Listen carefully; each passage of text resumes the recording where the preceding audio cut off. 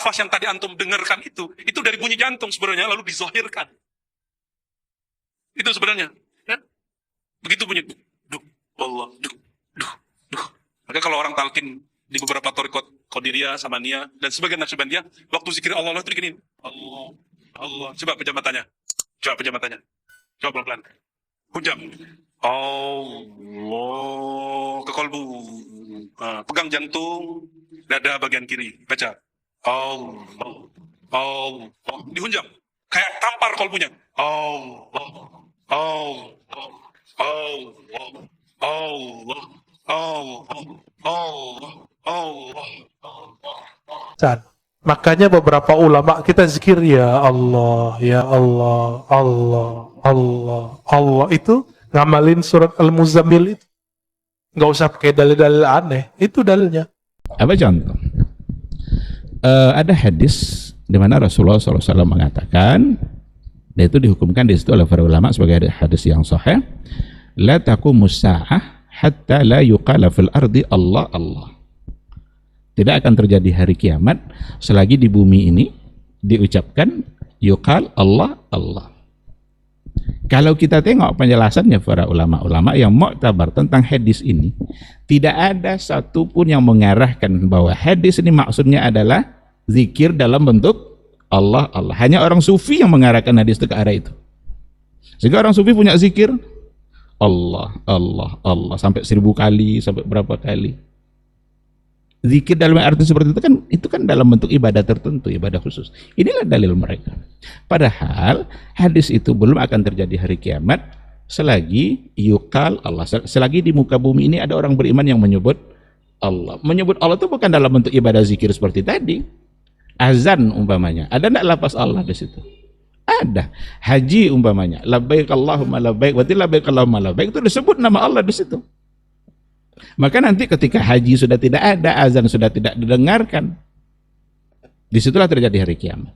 Dari mana dipahami oleh para ulama? Karena dihubungkan kepada hadis-hadis yang lain yang ada.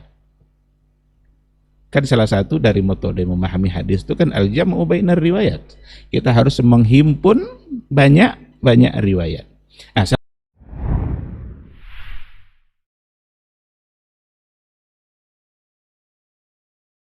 Allahumma sholli ala Muhammad wa ala ali Muhammad. Sosok figur yang memang pantas untuk kita tauladani karena dia diutus memang untuk ditauladani. Syariat Islam sudah beliau sampaikan, baik yang ada di dalam ayat-ayat Al-Quran ataupun yang ada di dalam hadis-hadis atau sunnah-sunnahnya, sesuai dengan tema yang telah beliau sampaikan. Oleh karena itu mudah-mudahan kita istiqamah berada di atas tema itu dan tidak lari dari temanya. Karena kalau seandainya kita lari dari apa yang sudah ditetapkan, maka akan terjadi adalah penyimpangan demi penyimpangan. Kita berharap mudah-mudahan kita semakin taat, semakin mencintainya, dan dibuktikan dengan kesetiaan kita berada di atas sunnah-sunnah yang telah beliau sampaikan, dan mudah-mudahan kita bisa mendapatkan syafaat dan pertolongan dari beliau atas izin Allah subhanahu wa ta'ala. Ikhwati fillah, para pemirsa, para pendengar yang dimuliakan Allah, sudah banyak poin yang tadi disampaikan oleh guru-guru kita terkait dengan tema kita pada hari ini, yaitu lain tema. Memang agak lain ya, lain tema. Bagaimana kita agar tetap kokoh berada di atas tema-tema Al-Quran dan tema-tema Sunnah dan tidak keluar dari itu, tidak menyimpang, tidak menyalahi. Karena disitulah adanya kebenaran. Di situ ada sesuatu yang pasti benar yang datang dari Allah dan datang dari Rasulullah Sallallahu Alaihi Wasallam. Kalau seandainya kita mencoba untuk menyelewengkan atau menyimpangkannya atau keluar dari temanya, maka seperti yang kita katakan di awal tadi, yang akan terjadi justru memang adalah kesalahan-kesalahan, penyimpangan.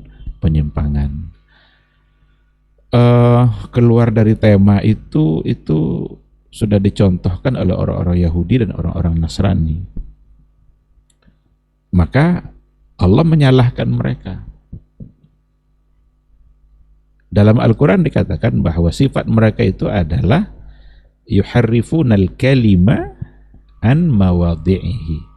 Mereka itu adalah orang-orang yang merubah-rubah, menyelewengkan, tidak lagi berada pada tema asalnya. Dirubah-rubahnya Al-Quran itu dari tempat-tempatnya, seharusnya begini jadi begini, begini jadi begini. Ketika Nabi Isa mengatakan, ya Bani Israel, ini Rasulullah. Hai Bani Israel, saya ini adalah Rasulullah. Tapi orang Nasrani merubahnya. Wa qalatin Nasara Isa ibnullah. Isa adalah anak Allah. Ketika Nabi Isa sendiri dalam Al-Quran dia mengatakan bahwa dia adalah Rasulullah, tapi ada tahrif di sini, diselewengkan, sehingga mereka menganggap Isa tidak lagi sebagai Rasulullah, tetapi adalah ibnullah, adalah anak Allah. Begitu juga dengan orang-orang Yahudi. Ketika mereka menganggap waqalatil yahudu Uzair ibnullah, sesungguhnya Uzair itu adalah anak Allah. Ini bagian dari tahrif. Oleh karena itu, tahrif itu langsung Allah yang melarangnya, karena mereka sudah melakukan itu. Nah, apa bukti bahwa mereka menyimpang? Dalam Al-Quran sendiri, Allah Subhanahu wa Ta'ala meminta kepada Nabi Muhammad SAW agar mengajak mereka untuk kembali kepada kebenaran. Ya ahlal kitab, ta'alau ila kalimatin sawa. Hai ahlul kitab, ayo kembali kepada satu kata. Satu kata itu kembali kepada tema asalnya. Jangan ke sana, jangan ke sini, jangan menyimpang, jangan diselewengkan. Ayo, ta'alau ila kalimatin sawa. Itu bukti bahwa mereka itu telah menyimpang, mereka itu telah keluar dari tema asalnya karena merubah-rubah apa yang ada di dalam Al-Quran. Oleh karena itu, keluar dari tema itu sesungguhnya kalau kita bawa kepada bahasa Al-Quran itu adalah tahrif, menyelewengkan, menyimpangkan, merubah-rubah yang pasti akan berujung pada kesesatan dan kesalahan demi kesalahan. Dan ternyata memang kesalahan-kesalahan dalam beragama yang terjadi pada berbagai aliran-aliran agama itu sendiri, itu memang kata kuncinya ada pada tahrif. Ada pada tahrif. Kita akan bisa lihat banyak contoh dalam tahrif. Dan ini yang ingin saya coba sedikit berikan penjelasan sebagai tambahan dari apa yang tadi sudah dijelaskan oleh guru-guru kita. Kalau tadi lebih kepada bagaimana memahami Al-Quran dan hadis itu secara benar, ada kaidah-kaidahnya luar biasa tadi, kaidah-kaidah yang disampaikan oleh guru-guru kita. Tapi saya ingin mencoba untuk melihat dari sisi tahrifnya, bahwa setiap ada tahrif maka pasti yang akan terjadi adalah penyimpangan, kesesatan dan kesalahan-kesalahan di dalam beragama. Secara garis besar, tahrif itu ada tiga bagian. Yang pertama adalah tahriful kalimah, tahriful alfaz, lafaznya yang dirubah-rubah. Yang kedua adalah tahriful makna. Bukan lafaznya tetap seperti itu, tapi yang ditahrif apa? Maknanya, dirubah-rubah maknanya. Oh, yang seharusnya begini pindah kepada makna yang lain, dan itu tidak didukung oleh dalil-dalil atau penguat yang sah secara syar'i. Sedangkan yang ketiga itu tahriful adillah, salah dalam menempatkan dalil. Ayatnya betul, tetapi menempatkan ayat dan hadis sebagai dalil untuk satu perbuatan, itu yang ternyata adalah salah. Nah, ini tiga hal tahrif yang terjadi. Mari kita lihat satu persatu. Yang pertama tahriful kalimah. Itu yang tadi itu kan yuharrifunal kalima an mawadhi. Lafaznya yang ternyata dulu sudah dilakukan oleh orang-orang Yahudi dan orang-orang Nasrani. Berarti penyelewengan dalam beragama ternyata contohnya adalah Yahudi dan Nasrani, karena di situ ada tahrif. Maka yang pertama tahriful alfaz, lafaznya yang dirubah-rubah. Ini kalau kita tengok orang-orang Syiah, berapa banyak orang-orang Syiah untuk mengikuti hawa nafsu mereka, untuk memperkuat keyakinan-keyakinan mereka, nggak ragu-ragu mereka untuk merubah-rubah lafaz yang ada dalam Al-Quran. Bahkan mereka menambah-nambah ayat yang ada di dalam Al-Quran. Apa contoh? Ketika ada ayat kuntum khaira ummatin ukhrijat linnas. Apa kata salah seorang dari imamnya orang-orang Syiah? Laisa hakadza nuzilat. Wa innama kuntum khaira a'immah. Jadi bukan kuntum khaira ummah, tapi kuntum khaira a'immah. Kalian ini adalah para imam yang terbaik. Kenapa dirubah jadi a'immah? Karena orang Syiah itu meyakini adanya Imam 12 sebagai silsilah keturunan yang berujung kepada Ali, dan itulah silsilah kebenaran. Semua riwayat kalau tidak datang dari imam sampai kepada Ali, maka itu bukanlah sebuah hadis.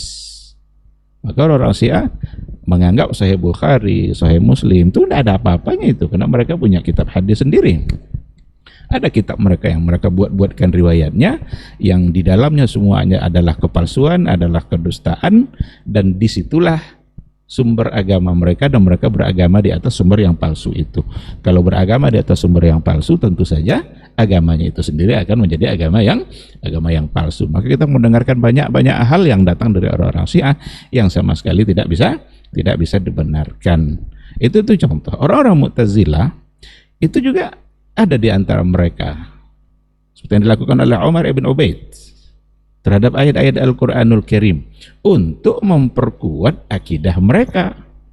Apa salah satu contohnya? Orang-orang Mu'tazilah adalah orang-orang yang mengatakan mereka adalah orang-orang yang mu'attilah, ta'til, orang-orang yang mengosongkan Allah dari sifat-sifatnya. Kenapa demikian? Karena kalau seandainya diberikan sifat itu kepada Allah, maka seolah-olah itu sama dengan makhluk. Maka orang-orang Syiah menganggap bahwa Allah tidak punya sifat kalam. Mereka menolak bahwa Allah tidak berbicara, karena dibayangkannya pada saat Allah berbicara seperti dia yang sedang berbicara. Itu adalah satu hal mustahil, maka dinafikannya. Ketika didatangkan kepadanya ayat atau disebutkan ayat wa kallamallahu Musa taklima, wa kallamallahu, Allah berkalam, Allah berbicara kepada Musa. Orang-orang Mu'tazilah itu dirubahnya bacaannya, itu bukan wa kallamallahu Musa, tapi wa kallamallaha Musa. Berubah fa'ilnya menjadi Musa, Allahnya yang menjadi maf'ul. Fa'il itu adalah pelaku perbuatan. Kalau seandainya pelaku perbuatan adalah Musa, berarti Musa yang berkata-kata, yang berbicara kepada Allah. Tapi kalau fa'ilnya adalah Allah, maka Allah yang berkata, berarti dia punya sifat kalam. Akhirnya dirubahnya wa kallamallaha Musa. Berarti yang benar wa kallamallahu Musa. Ketika dia bawa pembacaannya itu kepada ahli qiraat agar dibenarkan bacaan itu. Ahli qiraat ini orang yang akidahnya benar dan dia paham apa maksudnya. Lalu dia bilang, oke lah kalau kita terima pembacaan wa kallamallaha Musa, sehingga Allahnya yang menjadi maf'ul. Tapi bagaimana dengan ayat? Apa ayatnya itu? Walamma ja'a Musa limiqatina fakallamahu rabbuhu. Fakallamahu rabbuhu. Rabbuhu itu adalah fa'il. Dan tidak mungkin dirubah menjadi rabbahu, karena maf'ulnya adalah fakallamahu. Fabuhital ladzi kafar. Kebingungan dia, enggak bisa berbuat apa-apa lagi, karena kalau tadi masih bisa dirubah-rubah, ini fa'il ini maf'ul, tapi yang pada ayat ini sudah tidak bisa. Fakallamahu rabbuhu.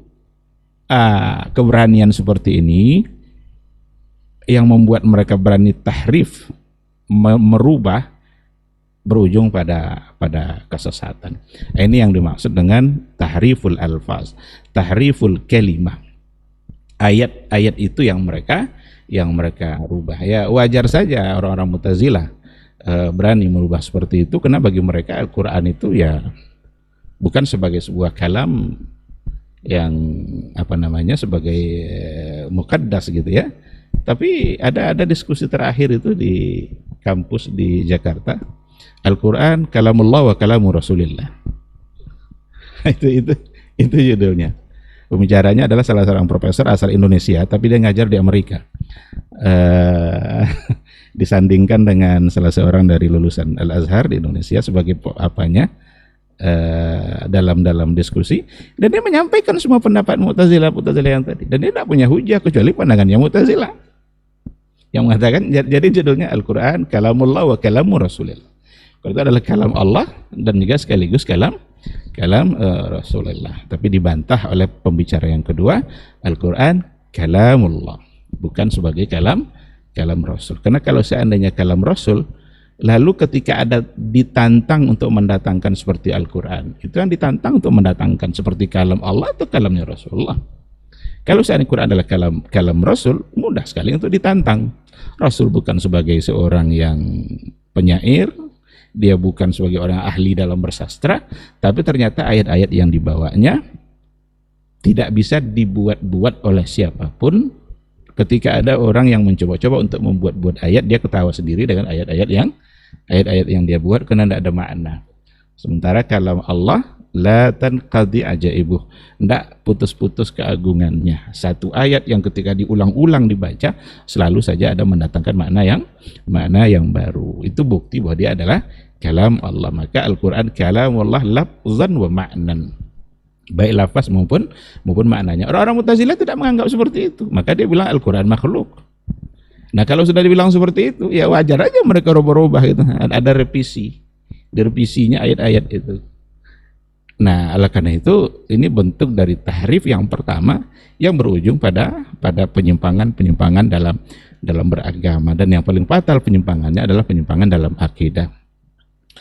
Yang kedua itu tahriful makna, merubah makna.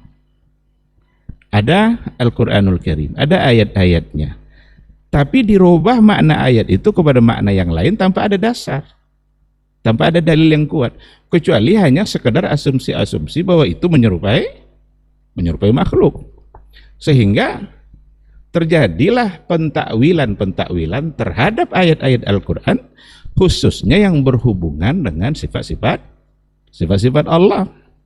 Ada banyak contoh, saya kira sudah sangat sering kita mengangkat persoalan ini, dan tadi juga sudah diberikan beberapa contoh oleh guru-guru kita.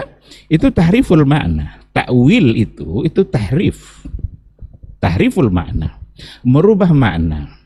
Sekarang istawa Ar-Rahmanu 'alal 'arsy istawa, Allah berada di atas aras. Ala wartafa'a, Allah berada tinggi di atas aras, karena Allah itu aliyun hakim, dia maha tinggi. Kalau dia maha tinggi ya pasti di atas lah, tidak mungkin maha tinggi lalu di bawah. Maha tinggi lalu ada yang lebih tinggi dari dia, kan tidak mungkin. Kalau seandainya dia berada dalam ruangan ini, berarti loteng lebih tinggi dari, tidak mungkin. Itu dalam asumsi, dalam bayangan, karena dia membayangkan makhluk. Inilah dia dulu juga sudah pernah kita sampaikan bahwa kenapa muncul kesalahan dalam berakidah, khususnya pada persoalan takwil, karena mengenal Allah melalui makhluk. Ini sebagai kata kunci, dan kita bisa baca dalam buku-bukunya para ulama. Ketika mengenali Allah melalui makhluk, lalu ditolak nanti keberadaan semua yang pada makhluk, ditolak pada Allah. Inilah akibatnya. Yang terbayang istawa 'alal 'arsy, yang terbayang adalah raja yang berada di atas singgasana. Ketika raja berada di atas singgasana, nanti raja pergi keluar dari kerajaannya, maka istilahnya arasnya kosong, kursinya menjadi tidak ada yang menempati. Oh kalau begitu itu bukanlah istawa. Kenapa? Karena terbayang makhluk, maka dirubah menjadi apa? Istaula.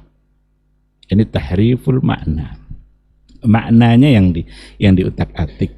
tetapi kita tidak akan pernah menemukan dalilnya secara sahih dari hadis-hadis Nabi bahwa dulu Nabi dan para sahabatnya atau Nabi mengajarkan kepada sahabatnya bahwa istawa itu ternyata bukan istawa tapi maknanya adalah istaula. Itu secara pasti bisa dikatakan tidak akan ditemukan, karena yang pertama kali yang merubah istawa menjadi istaula itu adalah Al-Qadhi Abdul Jabbar, salah seorang dari tokoh Mu'tazilah, yang kemudian diikutkan pula oleh yang setelah dia dalam memaknakan kata istawa.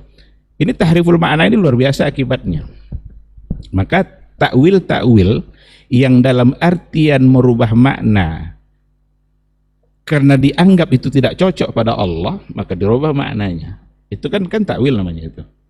Pindah dari makna asal kepada makna yang lain, dianggap ini tidak ada. Itu takwil itu sebenarnya sama dengan ta'til. Samanya dan mengosongkan Allah dengan sifat yang tadi itu. Umpama kata wajah, wa yabqa wajhu rabbika dzul jalali wal ikram, atau kullu syai'in halikun illa wajah, segala sesuatu akan menjadi hancur kecuali wajah Allah. Sekarang ada kata wajah di situ, lalu terjadi tahrif, dirubah dalam bentuk takwil, ditakwilkan wajah kepada makna yang lain, berarti kan menolak kan? Dipindahkan kepada makna yang lain, apakah maknanya kerajaan, seperti yang dinisbatkan kepada Imam Bukhari, padahal masih diperbincangkan juga oleh para ulama, apakah benar itu datang dari Imam Bukhari yang seperti itu, ataukah ada penjelasan yang lebih jauh. Kita bisa baca bagaimana para ulama menilai pandangan tersebut. Maka ketika dirubah menjadi umpamanya kerajaan, berarti mereka menolak wajah.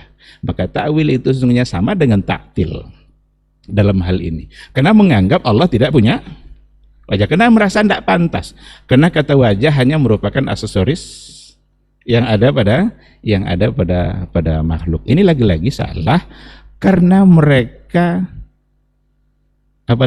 memulainya dari membaca makhluk lalu kemudian baru mengenali Allah. Nampak oleh kita di sini Al-Quran temanya begini, buat dia pindah kepada tema yang lain. Nabi meyakini Allah punya wajah, tapi mereka pilih makna yang lain. Tadi sudah dicontohkan juga oleh guru kita ketika Nabi berdoa, Allahumma inni as'aluka ladzatan nawar ila wajhikal karim. Adakah di situ kira-kira terbersit penolakan Nabi bahwa Allah tidak punya wajah? Sama sekali tidak ada. Justru yang ada adalah isbat. Nabi meyakini bahwa Allah punya sifat zat yang namanya wajah, tapi laisa kamitslihi syai'un. Sinilah bedanya antara ulama salaf dengan aliran-aliran kalam yang menyimpang itu dalam menilai ayat atau menempatkan ayat laisa kamitslihi syai'un. Nabi menjadikan ayat ini untuk mengisbat sifat, tapi orang-orang aliran kalam menjadikan ayat ini untuk menafikan sifat, untuk menolak. Oh, dia tidak punya wajah, laisa kamitslihi syai'. Dia tidak istawa, laisa kamitslihi syai'. Jadi ayat ini andalan betul untuk menolak semua sifat. Maka kalau kita tanya, kenapa diyakini itu bukan wajah? Dalilnya mesti laisa kamitslihi syai'un. Apakah laisa kamitslihi syai'un itu mengatakan bahwa Allah tidak punya wajah? Tidak.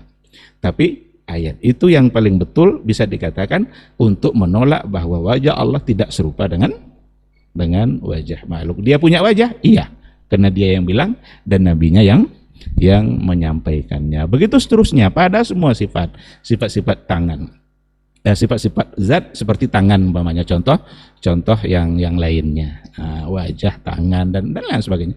Ketika terdapat di dalam hadis yang sahih, Nabi kita menisbatkan itu kepada Allah, maka sebagai orang yang beriman memang tidak ada kata lain kecuali mengimani dan meyakininya, sekaligus tidak menyerupakannya dengan apa yang ada pada makhluk. Itulah sifat kesempurnaan Allah. Jadi kesempurnaan sifat pada Allah itu bukan dengan menafikannya. Kalau menafikan itu bukan sifat kesempurnaan.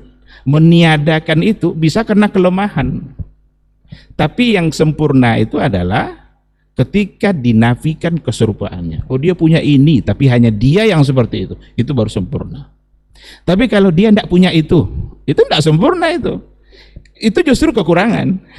Maka ketika dinafikan sifat-sifat Allah dengan ayat laisa kamitslihi syai'un, itu mengurangkan sesuatu yang ada pada Allah yang Allah sendiri sudah menetapkan. Nah, ini yang kadang-kadang kurang dipahami oleh sebagian. Bukan pula berarti takwil tidak boleh. Ada takwil yang boleh, tapi bukan dalam artian menolak keberadaan sifat. Itu hanya sekedar takwil dalam makna tafsir yang selama ini juga sudah sering kita bahas. Baik, itu yang kedua. Yang ketiga, tahriful adillah. Ini Imam Syatibi sendiri mengistilahkan tahriful adillah.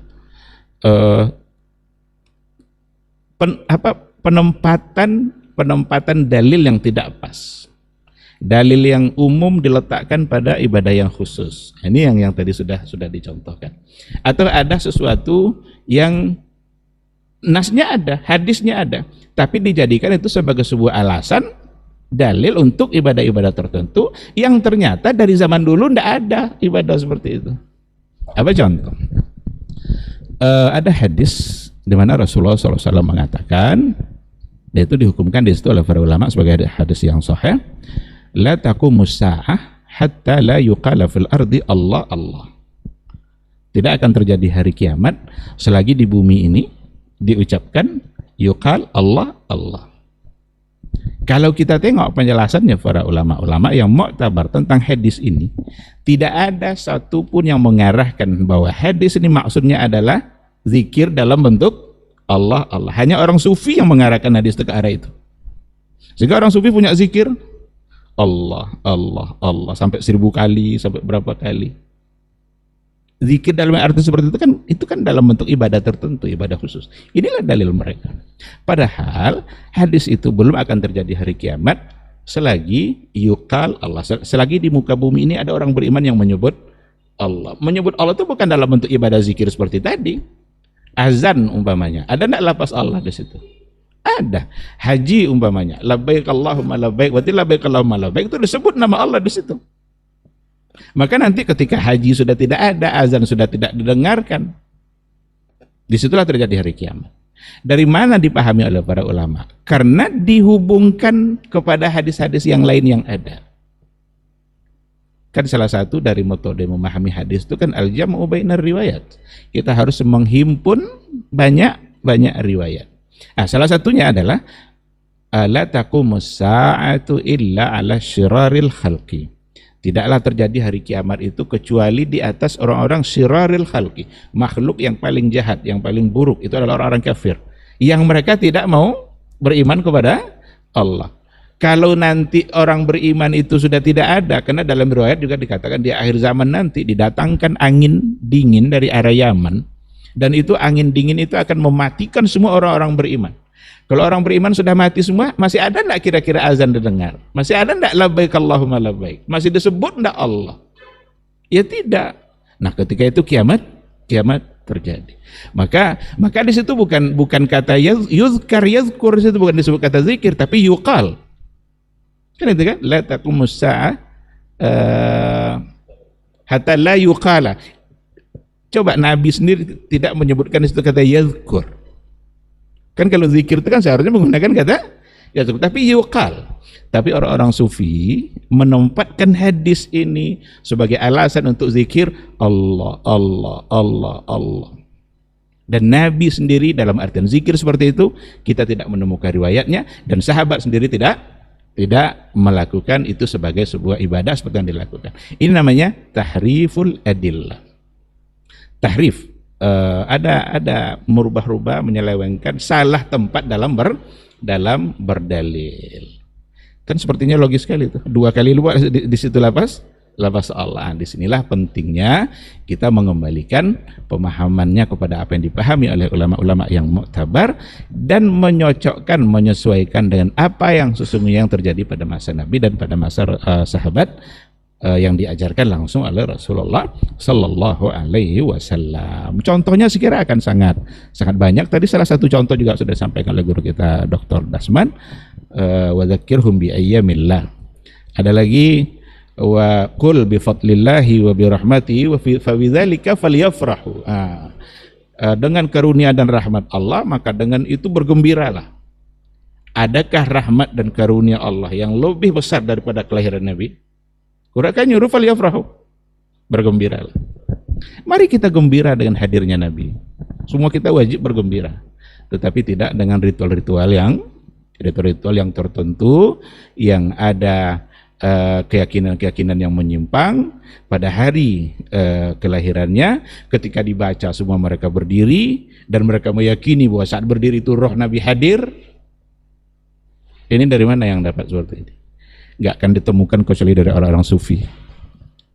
Orang-orang sufi memang banyak sekali penyimpangannya dalam persoalan beragama, karena tahrif yang tadi itu, tahrifu al-adillah, kesalahan di dalam menempatkan dalil. Jadi 3 hal ini yang membuat kita akan berada pada tema yang lain: tahriful kalimah, tahriful ma'na, dan tahriful adillah. Seandainya ini tetap ada dipertahankan, selamanya penyimpangan beragama akan tetap ada. Oleh karena itu kita mengajak pertama diri kita masing-masing, kemudian masyarakat secara umum, agar kita tidak mudah di dalam tahrif, tidak terjebak di dalam penyimpangan-penyimpangan. Jangan dirubah-rubah, jangan ditambah-tambah, tetaplah berada dalam tema yang sudah ditetapkan oleh Nabi kita yang mulia, baik dalam persoalan akidah maupun dalam persoalan ibadah dan dalam persoalan beragama secara umum. Dengan demikian, maka insya Allah kita akan tetap berada di atas kebenaran. Semoga Allah Subhanahu wa Ta'ala selalu membimbing kita untuk tetap istiqamah, dan kita tidak akan bisa istiqamah kecuali kalau dimudahkan oleh Allah Subhanahu wa Ta'ala. Ini mungkin yang bisa saya sampaikan. Terima kasih dan mohon maaf. Subhanallah. Assalamualaikum warahmatullahi wabarakatuh. Sampai jumpa kembali di World Islam Channel.